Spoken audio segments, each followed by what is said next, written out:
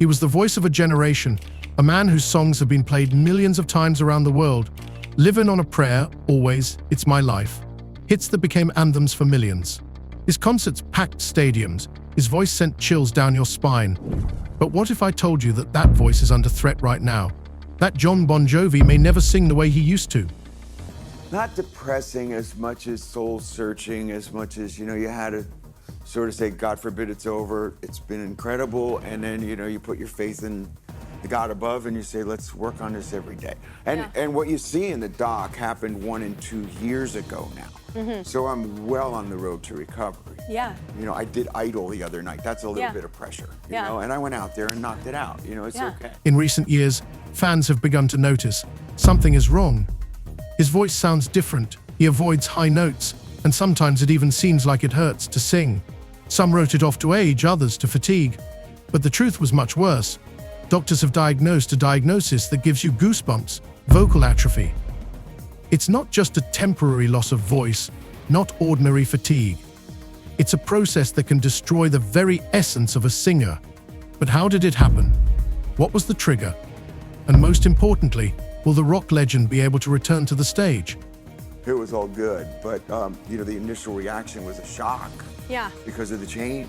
Yeah. And so you have to get over that, and the healing wasn't done yet, that's all. Jon Bon Jovi is not just a rock star, but a man who has gone through many trials. As a young man, he scrubbed floors in the studio, hoping that one day his voice would be heard. He achieved fame at the cost of sleepless nights, grueling touring, and fighting his own fears. His songs inspired millions, but few knew the cost of that fame. In the early 90s, he was on the brink: emotional burnout, industry pressures, loneliness. At one point, he even thought the worst, rushing down a highway in California. But then he was able to pull himself together. Then, but not now. We have a new album that's coming out in June. I had no issues singing it. The successful surgery happened. Now it's all a part of the rehabilitation of a vocal cord. You got to remember that your vocal cords are as big as your thumbnail.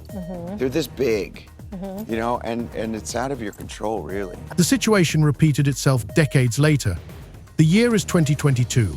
Another concert. Thousands of fans, the spotlight, the roar of the crowd. Jon goes on stage, takes the microphone, and realizes something is wrong.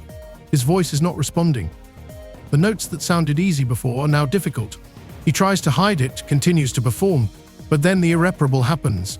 The video of the concert goes viral, and thousands of people write, Bon Jovi is no longer the same. And then, a medical examination and a terrible verdict: his voice is destroyed. But is it over? Jon Bon Jovi never gave up. He decides to fight, agrees to a complex operation, begins the long road to recovery. He is supported by family, friends, and even colleagues who have been through something similar. Everything along the way is what got me to where I am today. Yeah. Could you see him coming back? Could you do some stuff There's together? always an opportunity. He knows 3/4 of the songs. but it's not that I'm looking for that, or he's looking for that, or anybody's looking for that. It'd be a wonderful reunion, though, for you guys and for the fans as well, of course.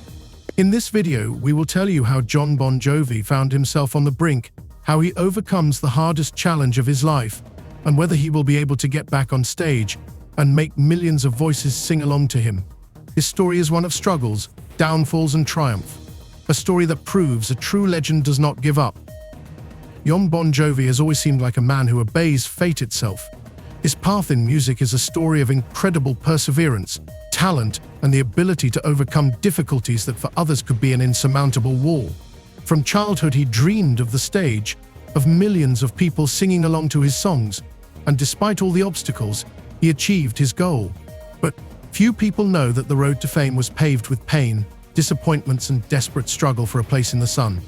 Born into a simple family in New Jersey, Jon grew up in an atmosphere of discipline and hard work.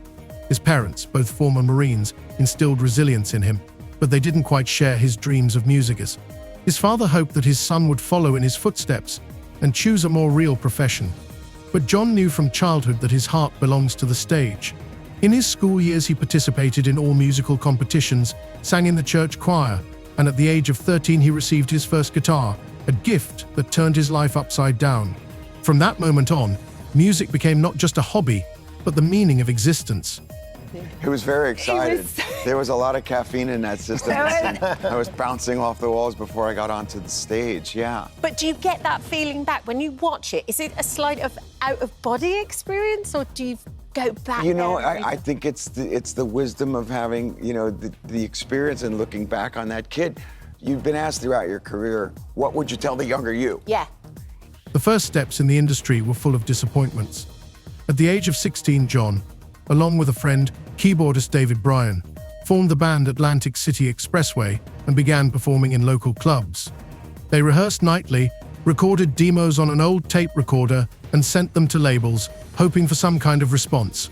But the industry was ruthless. The answers, if they came at all, were always the same. You're not up to the mark, rock is already oversaturated with bands, your style doesn't fit in with modern trends. Once in one of the rejection letters the producer wrote, your vocals are not bad, but there are too many like you. But John was not one to give up. He got a job as a janitor at the Power Station studio in New York, where he worked nights and recorded demos during the day. Every spare minute he had was devoted to music, and sometimes he even slept on the floor of the studio so as not to waste time traveling home. On one of those days, he met a local DJ who, after hearing his Runaway demo, agreed to put it on the air. No one expected the song to become instantly popular. The calls to the radio station never stopped. People asking, who's singing that? Thus began the story of his success. People see it and they think, you know, it's George Washington and Thomas Jefferson. You know? It's like pictures of Bigfoot. It's Bigfoot, yeah. And you know, we do that often. Do you? Yeah, we do. Like about what? 5 times a year, 6 times a year. So every couple months we just go for a few hours. John then put together a band with some of the best musicians he knew: David Bryan, Alec John Sack, Tico Torres and Richie Sambora. They gave their band the name Bon Jovi and began playing warm-up shows for more famous artists. But success was still a phantom dream. The first tours were a real ordeal.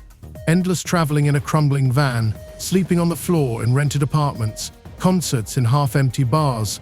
There were moments when everything seemed pointless. On one trip, they even ran out of money for food and had to subsist on peanut butter sandwiches for a week. But they didn't give up. And when their debut album came out in 1984, although it wasn't an instant hit, it did attract attention. But the real breakthrough came with their third album, Slippery When Wet. You Give Love a Bad Name, Wanted Dead or Alive and Livin' on a Prayer, blew up the charts. Overnight, Bon Jovi became superstars. Their music was on every radio. Their albums sold millions of copies, and concerts drew crowds of thousands. But fame is not only fans and applause, but also a frantic pace of life, constant touring, and industry pressure. They worked without respite, going from one tour to the next. John felt an incredible responsibility to the fans and the musicians. He was not just the frontman, he was the leader, the man on whose shoulders the whole band rested. And that burden was getting heavier and heavier. By the end of the 80s, the exhaustion reached its limit. The tour after the New Jersey album lasted almost 2 years, 232 concerts all over the world, almost without breaks. John was so exhausted that one day, right during a concert, his legs gave out. He literally collapsed on stage, but instead of canceling the show, he forced himself to get up and continued singing. This was a rock star who couldn't afford to be weak. I have some very strange kinship with Benjamin Franklin. I don't know why, but there's something in my DNA that every time something happens to me with Ben Franklin. And you know your $100 bill? Yeah. I own that painting. Yeah. Oh, yeah? I own that painting. He sat for the painting. What? Yeah. And so there are 3 of them in existence. One is in the National Portrait Gallery, one is... When did this love start? So anyhow, I've read too much about this guy. And everything that he's done, from the post office to the volunteer fire department to insurance companies to the jet stream to... Innovative, yeah. Without him, there would probably be no America negotiated How it is with right now, yep. the English. But something inside him had broken. The constant pressure, the lack of sleep, the overwork, all led him to an emotional crisis. One day, driving back after a concert, he was driving down a quiet highway in California and suddenly realized that he was scared to even think about the next day. The thought of starting all over again tomorrow, recording sessions, flights, new shows, made him so tired that he seriously thought, what if I just hit the gas and hit a jackknife? That night became a point of no return for him. He realized he was either going to make a difference or just burn out. For the first time in years, he paused, sought counseling, and began to rebuild himself. But even after that, he couldn't shake off the obsessive feeling that the fans were demanding more from him than he could give. He wouldn't let himself rest because he was afraid of disappointing the people who believed in him. Decades later, the situation happened again. Only this time it wasn't burnout that became his enemy, but his own body. In 2022, standing on stage, he realized he no longer had control over his voice. He tried to hide it, but thousands of people noticed Jon Bon Jovi no longer sounded like he used to. It was the beginning of the toughest ordeal of his life. When Bon Jovi finally rose to the top of musical Olympus, it was like a fairy tale. Their albums sold millions of copies, stadiums were filled to capacity, and their songs became the soundtracks to the most important moments in fans' lives. But fairy tales tend to turn into challenges, especially when success becomes a never-ending race. For Jon Bon Jovi, that race lasted for decades, until one day he realized he had stopped breathing freely. Who I had not met for much longer than before this. And my dad dragged him to see the band play. And he said, the band's not very good, but your kid's got something. And he says, you know, if you ever need something, give me a call. So after I graduated high school, I called the guy and I said, hi, can I come to your recording studio and just fetch coffee? And he said yes, hence the frog story years later. By the early 90s, fatigue had taken its toll on him. Years of constant touring, studio recordings, interviews and industry pressure had done their job, but he couldn't stop. The fans, the labels, the musicians demanded it. He felt that if he gave himself a break, everything would fall apart. And so he kept working, driving himself into a state where music stopped bringing joy, and the stage started to resemble a gladiatorial arena where he was required to perform a new feat every night. Then he coped, found the strength to survive the crisis. But the echoes of that fatigue remained, lurking deep inside, waiting for the moment to strike again. By the mid-2000s, the tension within the band was palpable. Jon had always been the leader, the man who made the decisions, negotiated with the label, took responsibility for all aspects of creativity. But as the years went by, that burden began to be felt more strongly. Richie Sambora, his longtime musical partner, also felt that pressure, but handled it differently. At some point it felt like they were playing different games between them. Jon wanted to move forward, record new albums, get full houses, and Richie wanted to slow down a bit, spend more time with his family. This conflict had been brewing for years. The difference of opinion became more and more obvious, but as long as there was overall success, everything seemed tolerable. However, in 2013, when the band was in the midst of a world tour, Richie simply did not go on stage that night. It came as a shock to everyone. The fans didn't know what was going on. The musicians didn't either. Jon tried to call him, but to no avail. Then he thought something serious had happened, maybe an illness, maybe an accident. But then the news came.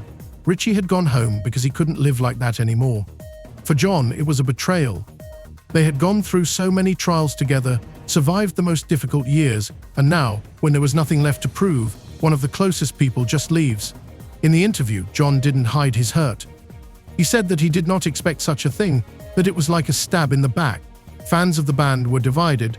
Some supported Richie, saying that he had the right to choose himself, his family, and not endless touring. Others accused him of abandoning the band at the most crucial moment. The hardest thing for Jon was that for the first time he felt his strength, his determination starting to crack. He had always believed that if you wanted to achieve something, just work harder, don't give up, don't leave up. But now he realized that rule wasn't universal. People aren't machines. Everyone has a limit, even himself. After Richie left, he had to rebuild not only the group, but himself as well. He felt that if he didn't change his approach, he risked losing not only his career, but also himself. He started to listen more to his body, to his emotions. But despite his best efforts, he couldn't ignore what was happening to his voice. The first telltale signs appeared back in 2017, but at the time he wrote it off as fatigue. Then it got worse, and by 2022 it was obvious to everyone. He could no longer perform his songs the way he used to. He tried changing arrangements, singing in a different key, but the problem was deeper. The doctors confirmed his vocal cords were weakening. He had vocal atrophy. For a singer, this is scarier than losing money, status, or even a band. His voice is his essence. It's the instrument that made him who he is. And now that tool is failing. He knew there were only two ways, either accept it and walk away, or fight. He chose the second. The surgery, the difficult recovery, the daily exercise, it was hard, but he wasn't going to give up. He had to retrain himself to sing, to find his voice again, to learn to take care of it. He realized that he would never be able to sound the way he did when he was younger, but the most important thing for him was not to lose the music completely. His return to the stage in 2024 was not just a performance, but a statement. He is still here, still struggling, and despite all the adversity he has endured, he continues to do what he loves. His voice may not be what it used to be, but there is something different about it. The wisdom, the depth, the strength of years gone by. And as long as he can go on stage and sing, he will do it. Because for him, music is not a job, not a business, but a life. After surgery and a long recovery, Jon Bon Jovi was finally starting to feel better. He realized that his voice would never be the same again, but that didn't mean he was ready to give up. Music was his life. And even if he had to relearn how to sing, find new techniques, control his breathing, and adapt to his limitations, he saw no other way for him. But while his physical recovery could be measured, his emotional and psychological recovery remained in question. After news of his illness, fans were divided. Some supported him, saying that he had already given more to this world than anyone could expect and had every right to rest. Others, on the contrary, demanded proof that he could still perform. The internet was filled with arguments. Should Jon retire from the stage or fight on? There were many comments from people who didn't understand the issue, accusing him of just getting old and trying to keep afloat. For a man who had been on top all his life, seeing such discussions was painful. But the hardest blow was not the comments, but his own doubts. One day, while rehearsing in front of the camera to look at himself from the sidelines, he suddenly saw something he hadn't noticed before. His face when he sang no longer expressed the confidence it always had. He no longer looked like a man ready to blow up the stadium. He looked tired, even broken. This footage made him wonder for a moment. Maybe it really was time to leave. However, he knew he couldn't just disappear. Even if he decided not to perform anymore, he wanted to leave behind something important, something that would prove that he was still the Jon Bon Jovi that millions remembered. And that project was the new album Forever. Working on the album was not easy. Vocals had to be recorded intermittently, as the voice was getting tired quickly. He hired the best specialists who helped him to build the sound, so that his vocal peculiarities would be an advantage and not a weakness. Some songs had to be completely rewritten several times because he couldn't achieve the emotional depth he needed. At one point, he even considered bringing in a young vocalist to back him up, but quickly dismissed the idea. If he couldn't do his own songs, then there shouldn't be any. When the album was almost finished, the hard part began, his first live performance after the surgery. He knew it would be the moment of truth. He needed to get on stage and prove, first and foremost to himself, that he could still be an artist. In the audience sat friends, family, colleagues, label representatives, and most importantly, fans who were waiting for his return. The first few minutes passed in absolute tension. He could feel the sweat running down his back, his fingers trembling slightly, and his voice sounding different from what he was used to. But then he saw people singing along with him. They knew every word, every note. At that moment, he realized it didn't matter how much his voice had changed, as long as he could still make people feel. After the performance, the internet started discussing him again. Some praised him for his courage, some said he should stop, but it didn't matter to him anymore. He knew he had done his best and would continue to do so as long as he had any strength left. But the most interesting thing happened later. After the success of the album, young musicians started coming to him, asking for advice. They said that his struggles had inspired them, that they too were facing problems and didn't know how to deal with them. Suddenly, Jon realized that his story wasn't just about music. It's about embracing change, about not being afraid to lose what once defined you. In recent months, he's been thinking more and more about the future. He doesn't want to just disappear, but he doesn't want to become a shadow of himself either. He still writes songs, but he does it differently now, without pressure, without feeling like he has to prove anything to anyone. He started thinking about helping young artists, being a mentor, passing on his experience. And that brings him a new sense of joy that he hasn't felt in years. Yes, he's no longer the guy running around the stage with a microphone like he was in the 80s, but he's still Jon Bon Jovi. And as long as he has a voice, even if it's changed, he'll keep singing. Because for him, music isn't just a job, it's his life.